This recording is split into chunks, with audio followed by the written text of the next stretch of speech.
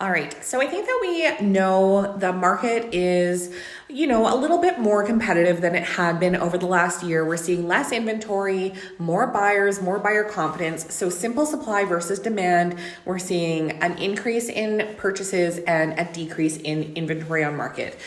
This meaning that there's not as much to choose from. So having a plan we've spoken about can be really critical to your home search. Definitely a really useful exercise or practice to weigh out like what your pros and cons are, what your non-negotiables are. Those would be things like you need to have a west facing backyard because you want afternoon and evening sun. So you're not going to look at houses that are facing the opposite direction. Or for example, location. Maybe you need to be downtown because you don't drive and you need to walk to work.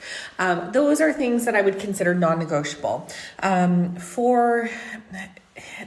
So now if we're getting into preferences, like talking about paint colors or flooring colors or textures, or this one comes up often, like a white kitchen versus a wood kitchen. Those are things that can be changed. So when we are faced with limited inventory, I think that figuring out what your non-negotiables are going to be a really helpful resource for you. And then keep in mind, we can change the other things.